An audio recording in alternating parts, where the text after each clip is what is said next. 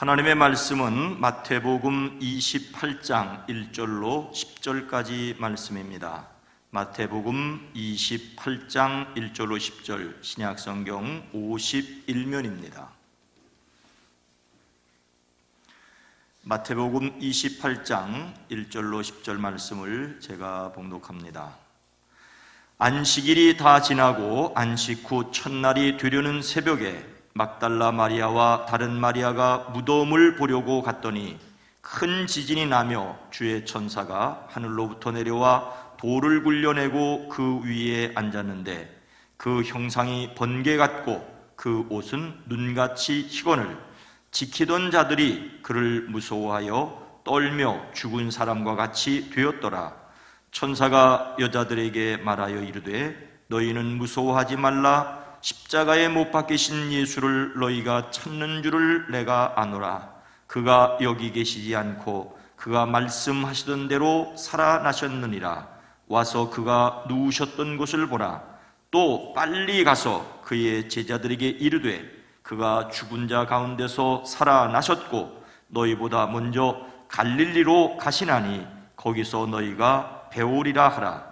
보라, 내가 너희에게 일렀느니라 하거늘 그 여자들이 무서움과 큰 기쁨으로 빨리 무덤을 떠나 제자들에게 알리려고 다름질할세 예수께서 그들을 만나 이르시되 평안하냐 하시거늘 여자들이 나아가 그 발을 붙잡고 경배하니 이에 예수께서 이르시되 무서워하지 말라. 가서 내 형제들에게 갈릴리로 가라 하라. 거기서 나를 보리라 하시니라. 아멘. 부활하신 예수님께서 주시는 희망이 성도님들과 함께 하시기를 축복합니다. 죽음이 지배하고 있는 듯한 세상에서 생명으로 충만한 능력의 사람들이 되어지기를 주의 이름으로 축복합니다. 최근 국가기록원은 비공개 기록물 126만 건을 공개로 전환을 하였습니다. 기록물을 만들 때에는 자료의 민감성 때문에 비공개로 관리되던 것을 어느 시간이 지나면 공개하게 된 것입니다. 이번에 공개된 자료에는 조선 총독부 건물 철거를 위한 자문, 과정, 또 보존 내용들이 담겨져 있습니다. 일제의 식민 통치와 수탈을 맡았던 상징적인 건물로서 조선 궁궐 앞에 지어진 조선 총독부 건물입니다. 우리에게는 구중앙청으로 국립중앙박물관으로 알려졌었습니다. 안타깝게도 해방 후 1948년 8월 15일 이 건물에서 대한민국 정부 수립 기념식이 열렸습니다. 우리나라 전쟁 중인 1950년 9월 28일에는 서울 수복을 기념하는 태극기 개양식도 이 건물에서 열렸습니다. 이 건물은 조선 총독부임에도 우리나라 대한민국 정부의 중앙청사로 국립중앙박물관으로 사용되었습니다. 논란이 있었지만 김영삼 대통령의 결단으로 철거되었죠. 이번에 공개된 자료에서 제 눈길을 끄는 내용은 조선 총독부 건물을 철거하면서 지하에 박아놓은 말뚝은 제거하지 않았었다는 사실입니다. 일제는 이 건물터에 나무 말뚝 9,388개를 박았다고 합니다. 9,388개. 민족 정기를 위해서 이 말뚝들을 제거해야 한다는 주장도 있었지만 집안을 다지기 위한 것으로 보아 그대로 두었다는 것입니다. 겉으로 드러난 모습을 지탱하는데 보이지 않는 기초의 중요성을 다시 한번 저는 생각을 했습니다. 아무리 화려하게 꾸며진 건물이라도 기초가 튼튼하지 아니하면 그야말로 반석이 아니라 모래 위에 지은 집과 같습니다. 신앙도 마찬가지이지요. 우리는 코로나19라는 거친 홍수를 겪고 있습니다. 신앙의 기초를 확인하지 않을 수 없습니다. 그리스도교 신앙의 기초는 예수님의 십자가와 부활입니다. 긴 사순절을 지나며 확인하고 부활절 새벽을 맞는 이유는 여기에 있습니다. 전혀 예상하지 못한 코로나19라는 상황으로 작년에 이어 올해도 부활절 새벽 연합 예배는 없었지만 마음만은 여전합니다. 예수님의 부활은 죽음을 이기는 하나님의 능력입니다. 이 능력으로 험한 세상도 마땅히 승리하는 모든 성도들이 되어지기를 주님의 이름으로 축원합니다. 그렇다면 여러분, 첫 번째 부활절 새벽의 풍경은 과연 어떠하였을까요? 그날 밤을 지새우고 그 새벽에서 무덤을 지키는 사람들이 있었습니다. 예수님을 죽인 것으로도 부족하고 시신을 넣은 무덤의 입구를 커다란 돌로 막아놓은 것도 부족하여 경비병을 세워서 무덤을 지키고 있었습니다. 그들은 왜 무덤을 지키고 있었던 것일까요? 예수님의 부활을 기다리거나 또는 막기라도 하려는 것은 아니었습니다. 예수님의 제자들도 믿지 않은 부활을 그들이 믿을 리 없었습니다. 그들은 예수님의 제자들이 시신을 훔쳐가지 못하도록 지키고 있었습니다. 부활에 대한 기대가 아니라 시신을 둘러싼 음침한 생각이 그 새벽을 지배하고 있었습니다. 그렇다면 예수님을 믿는 사람들의 마음은 어떠하였을까요? 1절 말씀입니다.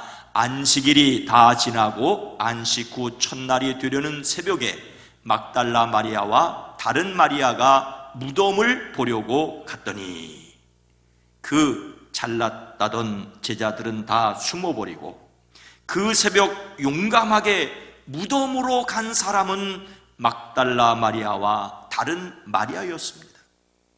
그분들이 무덤에 간 이유는 분명합니다. 성경이 기록하고 있는 대로 예수님이 묻힌 무덤을 보려고 갔습니다. 무덤을 보려고 갔다니요. 무덤을 보려고 간 것이 무슨 큰 문제입니까? 그분들이 무덤에 갔다는 것이 무엇을 가리키는지는 그들을 맞은 천사들의 말에서 잘 알 수 있습니다. 5절 말씀입니다. 천사가 여자들에게 말하여 이르되 너희는 무서워하지 말라. 십자가에 못 박히신 예수를 너희가 찾는 줄을 내가 아노라.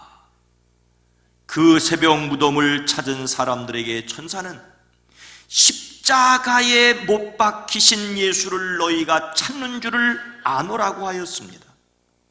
십자가에 달려 돌아가신 예수님, 돌아가셔서 무덤에 묻힌 예수님, 그들은 돌아가신 분의 시신을 보려고 왔던 것입니다. 당시의 풍습대로 돌아가신 시신에 향유를 바르기 위해 왔습니다. 유대인들은 자연동굴이나 일부러 판 굴에 시신을 모셨습니다. 가족 묘지입니다. 예수님의 장례는 총독 빌라도의 허락을 받아야 했고 더욱이 금요일 해가 지면 시작되는 안식일이 가까워 왔습니다. 아리마대 요셉은 자신을 위하여 판 바위 무덤을 내놓았습니다. 그러나 예수님을 따르던 사람들은 그 장례식을 위하여 한 일이 전혀 없었습니다. 그래서 안식 후 첫날 새벽 그들이 다 하지 못한 일을 하기 위해 그 무덤을 찾았던 것입니다. 사람들은 십자가에서 돌아가신 예수님을 찾습니다. 무덤을 지키던 군인들은 천사를 보고 무서워하여 떨었고 죽은 사람들처럼 되었습니다. 겁에 질려 떨다가 까무러쳤습니다. 어쩌면 태평한 마음으로 무료하게 무덤을 지키던 병사들이었기에 갑자기 큰 지진이 일어나고 천사가 하늘에서 내려와 무덤에 다가와 돌을 굴러내자 그들이 까무러쳤던 것은 당연합니다. 그러면 무덤을 찾아갔던 여인들은 어떠하였겠습니까? 천사는 부활의 소식을 전하기에 앞서 그녀들이 십자가에 못 박히신 예수님을 찾는다는 것을 지적했습니다. 그런데 그것보다 더 앞서 무서워하지 말라고 말해야 했습니다. 이것은 그들이 무서워하였기 때문입니다. 그들이 겪은 무서움은 경악 그 자체였습니다. 천사가 하였던 말을 그대로 부활하신 예수님께서도 그녀들에게 말씀하십니다. 제자들과 함께 계실 때 예수님께서 다시 살아나야 하실 것을 말씀하셨습니다. 그 말씀이 이루어졌다는데 그들은 여전히 무서움에 휩싸여 있었습니다. 예수님께서도 그 무엇보다도 먼저 그들의 두려움을 진정시켜 주셔야 했습니다. 그 새벽을 지배하고 있었던 것은 두려움이었습니다. 무덤과 같은 이 세상을 지배하고 있는 것도 두려움입니다. 오늘 이 땅은 커다란 무덤과 같습니다. 어디에서부터 왔다가 여기에 서 있는지, 어디를 향하여 가고 있는지를 모르고 있습니다. 밤에도 전깃불을 대낮처럼 환하게 밝혀 놓았는데 이 사회는 온통 헝클어져 뒤죽박죽 어둠이 지배하고 있고 두려워하고 있습니다. 그 두려움을 떨쳐버리기 위해 사람들은 여러 가지 노력을 하지만 본질적인 두려움을 떨쳐버리고 있지 못합니다. 안타깝게도 그 첫 번째 부활절 새벽에 찬양은 없었습니다. 그 새벽을 지배한 것은 두려움뿐이었습니다. 그러나 그 두려움을 비추는 빛이 있었습니다. 어떤 놀라운 소식이 있었습니까? 6절 말씀입니다. 그가 여기 계시지 않고 그가 말씀하시던 대로 살아나셨느니라. 와서 그가 누우셨던 것을 보라. 시신을 찾아온 사람들에게, 죽음을 기대하고 온 사람들에게 천사는 말합니다. 그는 여기 계시지 않습니다. 그가 말씀하신 대로 그는 살아나셨습니다. 와서 주께서 누워 계시던 곳을 보십시오. 말씀하시던 대로 다시 살아나셨다는 것입니다. 예수님은 친히 이미 3번씩이나 십자가의 고난을 겪으실 것과 사흘 만에 다시 살아날 것을 말씀하셨습니다. 그리고 이제 그 말씀이 이루어졌다는 것입니다. 그 아침을 비추는 것은 말씀의 빛이었습니다. 거듭해서 그들에게 선포되어진 소식은 무엇입니까? 7절 말씀입니다. 또 빨리 가서 그의 제자들에게 이르되 그가 죽은 자 가운데서 살아나셨고 너희보다 먼저 갈릴리로 가시나니 거기서 너희가 배우리라 하라. 보라, 내가 너희에게 일렀느니라 하거늘. 그 새벽에 무덤에 와서 시신을 찾는 사람들에게 천사는 빨리 가서 제자들에게 전하라고 하였습니다. 그 내용은 예수님께서 죽은 자 가운데서 살아나셨다는 것입니다. 천사는 보라, 내가 너희에게 일렀느니라 라고까지 말하고 있습니다. 분명히 말했다는 이야기를 강조하고 있습니다. 시신을 찾아온 사람들에게 부활을 전하라고, 죽음을 기대한 사람들에게 생명을 전하라고 말하고 있습니다. 그 새벽에 무덤에 간 사람들이 들어야 했고 전해야 할 이야기는 말씀대로 죽은 자 가운데서 살아나셨다는 것이었습니다. 말씀하셨던 대로 돌아가셨다가 말씀하셨던 대로 다시 살아나셨다는 것은 말씀하신 그 외의 모든 말씀이 그대로 이루어질 것이라는 믿음을 갖게 합니다. 하나님께서 약속하신 말씀들이 그대로 이루어진다고 하는 것이 오늘 말씀을 믿는 자들에게 세상을 살아가는 용기입니다. 바울은 죄인의 몸으로 배에 태워져 로마로 향하였지요. 바울을 태운 배는 큰 풍랑을 만났습니다. 태풍이 얼마나 심했든지 몹시 시달리다 못해 배에 실었던 모든 물건을 바다로 던져야 했습니다. 여러 날 동안 해도 별도 보이지 않고 태풍만이 거세게 불어닥쳐 마침내 살아 돌아갈 희망을 모두 잃어버렸습니다.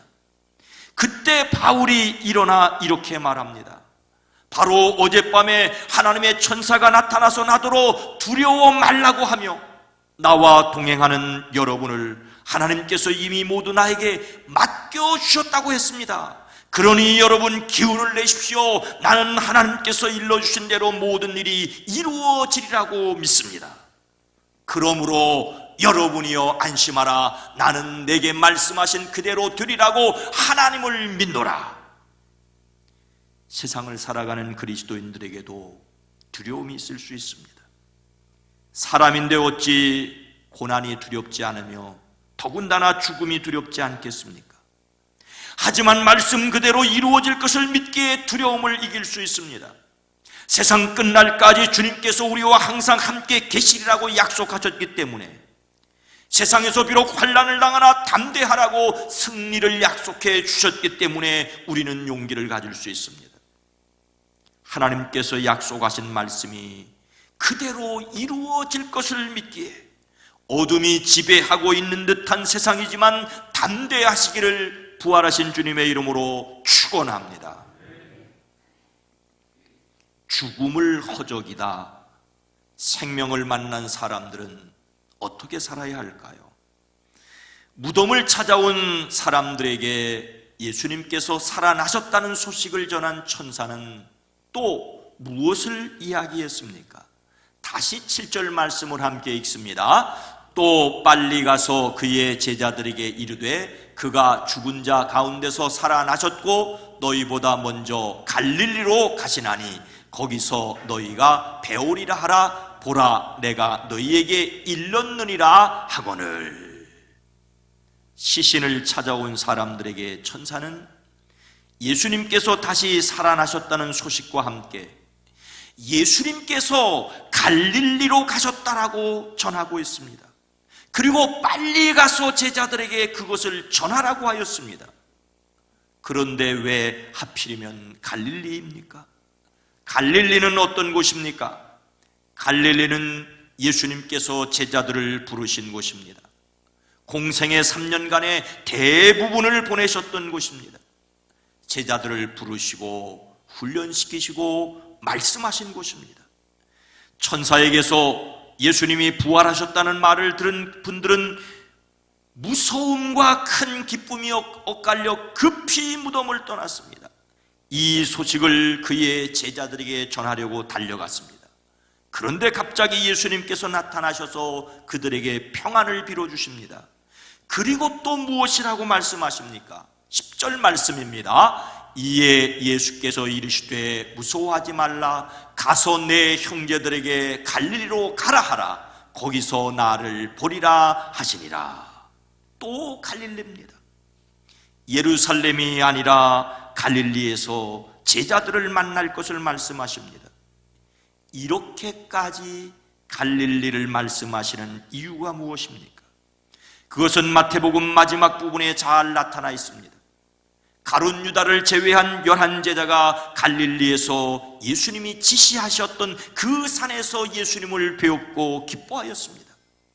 그런데 그들 중에는 아직도 예수님의 다시 살아나심을 의심하는 사람들도 있었습니다. 하지만 바로 그런 사람들에게 하셨던 말씀이 너희는 가서 모든 민족을 제자로 삼아라는 말씀이었습니다. 예수님께서 사역을 시작하신 그 갈릴리에서 제자들에게 자신의 사역을 위임하십니다. 그들에게 사명을 주셨습니다. 두려움을 넘어 예수님의 생명을 전도하라고 말씀하십니다. 예수님께서 십자가에 달리셨을 때 도망쳤던 그 제자들을 어쩌면 그들 중에 일부는 갈릴리로 숨어버렸을 터인데 그곳으로 찾아가 만나 주십니다.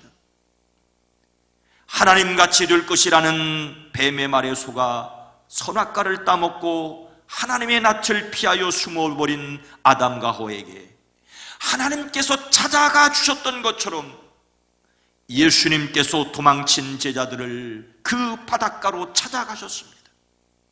우리는 사명을 감당함으로써 비로소 삶의 의미를 가질 수가 있습니다.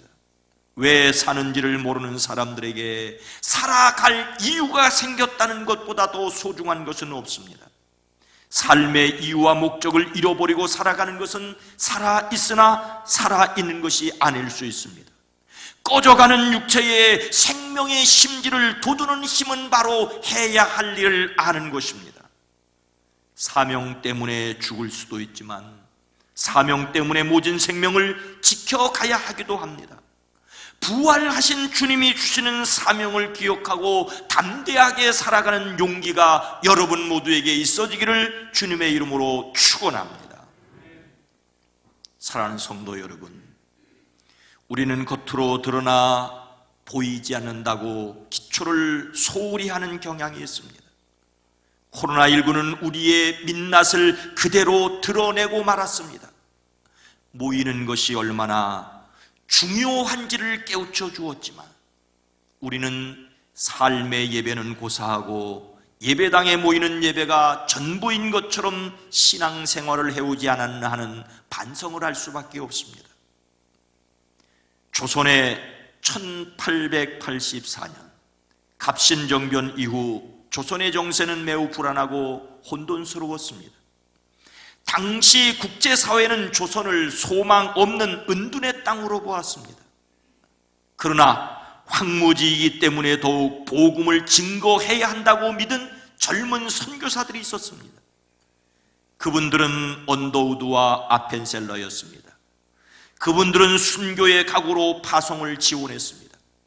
1885년 4월 5일 부활절, 거센 풍랑을 헤치고 한 척의 배가 제물포 인천항에 도착했습니다. 이 나라에, 이 땅에 공식적으로 복음이 들어오는 감격스러운 순간입니다. 그렇게 부활절에 언더우드와 아펜셀러는 조선 땅에 첫 발을 내디뎠습니다. 황무지에 소망의 빛이 비치는 순간이었습니다.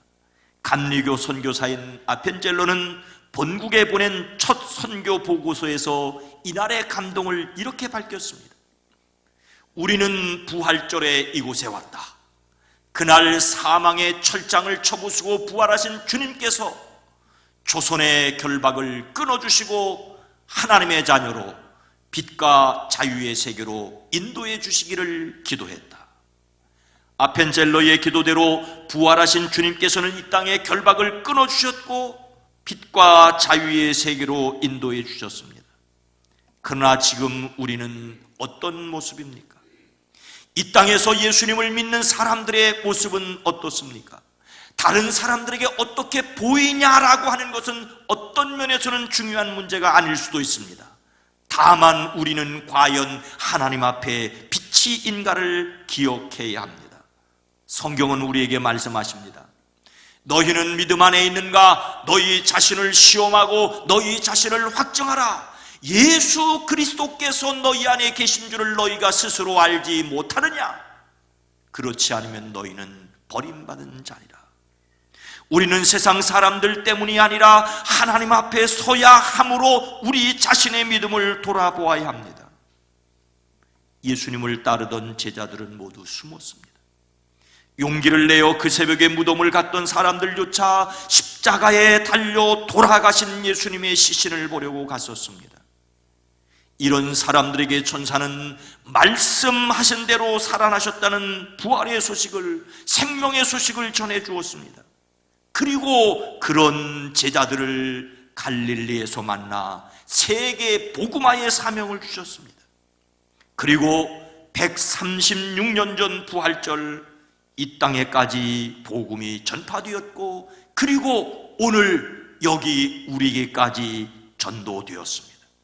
우리는 다시 일어서야 합니다. 그 새벽 무덤을 덮었던 어두움과 두려움이 우리를 짓누르려고 한다 할지라도 의심하는 제자들에게조차 가서 모든 민족을 제자로 삼으라고 말씀하신 예수님, 하늘과 땅의 모든 권세를 가지신 주님이 세상 끝날까지 우리와 함께 계시겠다고 약속하셨기 때문입니다. 주님이 우리와 함께 계심을 믿음으로 우리는 다시 일어서야 합니다. 부활하신 예수님께서 주시는 생명이 자신에게 있음을 믿음으로 인정하고 세상에서 담대히 살아가는 성도들이 되어지기를 주님의 이름으로, 부활하신 주님의 이름으로 축원합니다.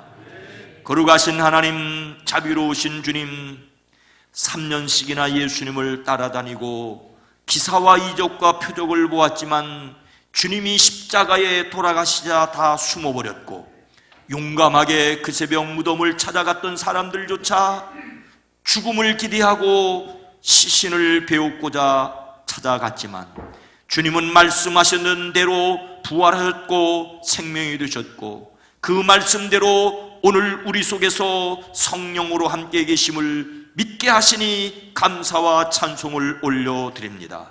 그 새벽 찬송이 없었지만 우리로 찬송할 수 있는 믿음을 허락하신 것을 감사합니다. 그 생명으로 죽음을, 그 빛으로 어둠을 밝히는 저희들 되어지게 하옵소서. 우리의 생명이 되신 예수님의 이름으로 간절히 기도드리옵나이다. 아멘.